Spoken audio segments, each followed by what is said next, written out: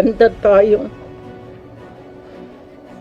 தம் பசங்களை வந்துட்டு பிரிக்கணும்னு நினைக்க மாட்டாங்கங்க. நீங்கெல்லாம் வந்து குடும்பத்தோட இருக்கீங்க. கூப்பிட்டு 10 ஃபங்க்ஷன் பண்ணி நாங்கள் கல்யாணம் பண்ணோம். அப்படிப்பட்டு நாங்கள் பண்ணதுக்கு அப்புறம் ஏன் பிரிக்கணும்?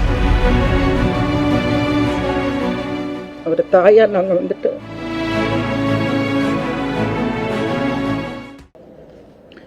ஆனால் இப்போ வந்திருக்கிற விசிட்டேஷனில் உண்மையாகவே நான் வந்து அந்த ஜட்ஜுக்கு வந்துட்டு நான் பெரிய வந்துட்டு கும்பிடு போடுறேன். ஏன்னா இப்படிப்பட்ட வந்து ஒரு ஜட்ஜ்மெண்ட் வந்து வந்ததே இல்லை.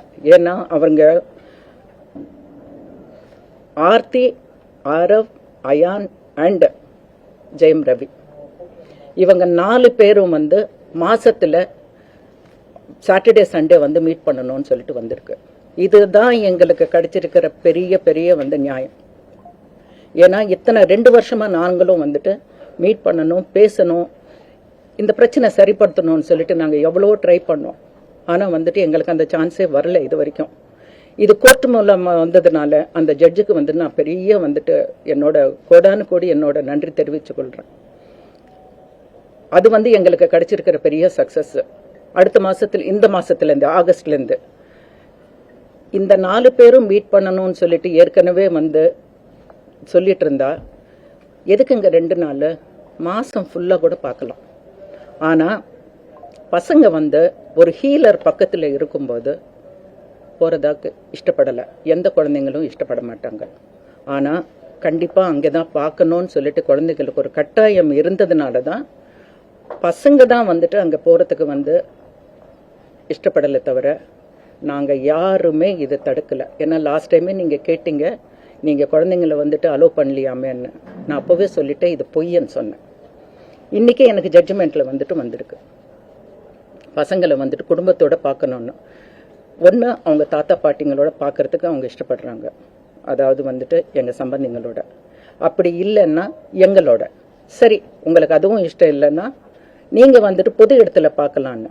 இல்லை, அங்கே தான் வரணும்னு சொல்லிட்டு ஒரு பிடிவாதமாக இருந்ததுனால தான் இந்த விசிட்டேஷன் வந்து வெளியே அப்படி வந்துட்டு ஒரு தப்பான ஒரு இதாக வந்திருக்கு. இன்றைக்கி வந்து எங்களுக்கு அது வந்து பெரிய நியாயம் கிடைச்சிருக்கு. இந்த மாதத்துலேருந்து 4 பேரும் ஒரு அவர் ஆஃபீஸ்லையாவது இல்லை ஒரு பொது இடத்துலையாவது அவங்க மீட் பண்ணுவாங்க. இனிமேலாவது இந்த பிரச்சனை சரியாகும்னு சொல்லிட்டு உண்மையாக ஒரு தாயா நாங்கள் வந்துட்டு எந்த தாயும் தம் பசங்களை வந்துட்டு பிரிக்கணும்னு நினைக்க மாட்டாங்கங்க. நீங்கள்லாம் வந்து குடும்பத்தோடு இருக்கீங்க. திருட்டுத்தனமாக கல்யாணம் பண்ணலைங்க. 10,000 பேர் ஊரை கூப்பிட்டு 10 ஃபங்க்ஷன் பண்ணி நாங்கள் கல்யாணம் பண்ணோம்.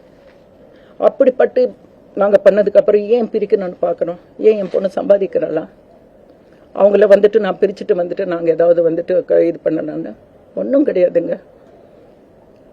ஒரு மதராக வந்துட்டு, ஒரு மதரின்லாவோ ஒரு ப்ரொடியூசராகவும் நான் வந்துட்டு என்ன பண்ணணுமோ அதெல்லாம் நான் பண்ணியிருக்கேன்.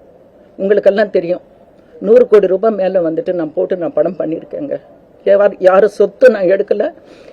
இன்னைக்கு நான் சொல்கிறேங்க, யார் சொத்து எனக்கு எடுக்க வேண்டிய அவசியம் இல்லை, நாங்கள் எடுக்கலை.